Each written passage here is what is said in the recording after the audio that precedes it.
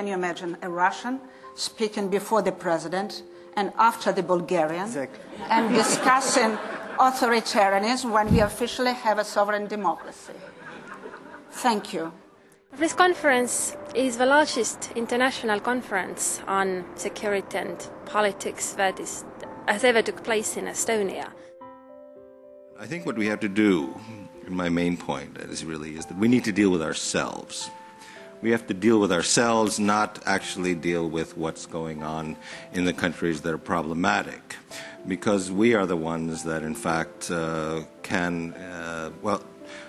they need us to be corrupt for them to continue getting their money. No, but corruption is like Nokia. It connects people.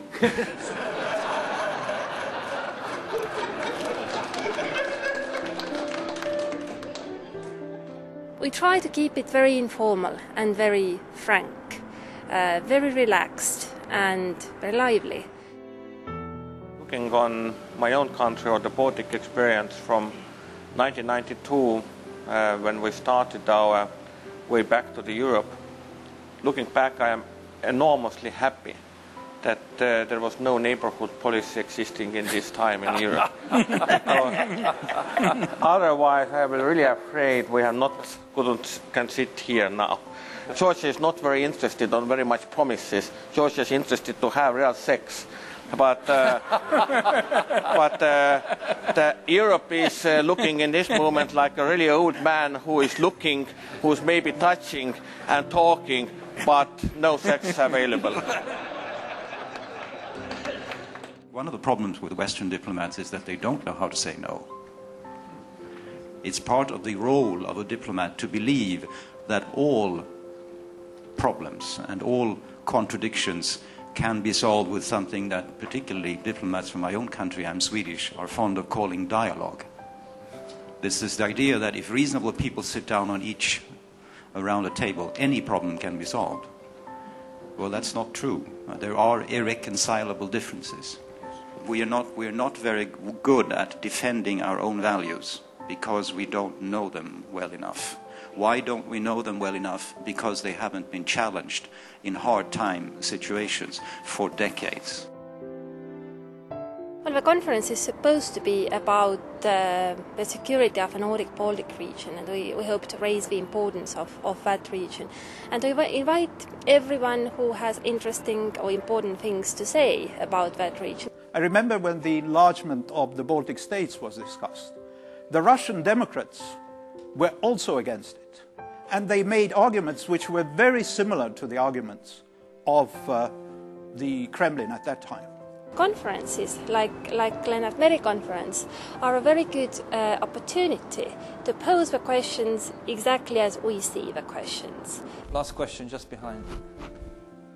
Pietro Roos, Estonian Business Daily Äripäev. I wanted to ask you all if you would invest your personal own money in Russia, and where and why or why not? Thank you. Thank you.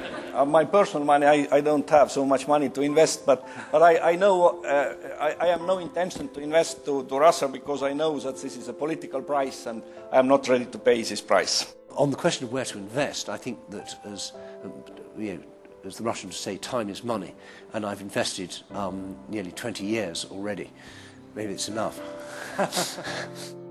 Where to invest money? That's very interesting, because if you would ask, let's say, managers of Rosneft or Gazprom, the answer is very clear. They invest in Switzerland, in Britain, in Marbella, in Spain, and not only them, many other people from my former colleagues. Normally always we have had 1 or 2 sessions about Russia because Russia is inevitably a big player here and somewhat problematic one, let's face it. Then there have been topics related to NATO, European Union, transatlantic relations, always something also about the Middle East. They would be growing tomatoes if that's what the West were buying. They're only growing the opium because people are using it in its refined form in Western countries. But it's not quite as profitable to grow tomatoes. No, exactly what I'm saying, but there's no demand. Yeah. There's no demand then. And it's purely the reason why price for heroin is high because it is illegal. No, but I mean, this is a Dutch national. But the point is that there's basically we sit here in the West finger wagging. Terrible Afghan farmers. How can you do that? It's immoral and so on. Totally. Yes, all of those things are true. but they're only growing it because it's being consumed somewhere else. Finally, about real politics and oil. Yes, the Chinese are mainly interested with oil. And that's one of the reasons they have very discreetly put some kind of pressure on Iran, just because the Chinese do not want the total disruption of the Middle East. And that's pure, egoistic, real politics, but it can work. Yeah.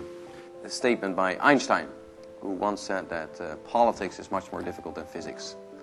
And I think politics in the Middle East is much more difficult than politics anywhere else. But apart from that, and apart from intellectual activity, we also try to offer some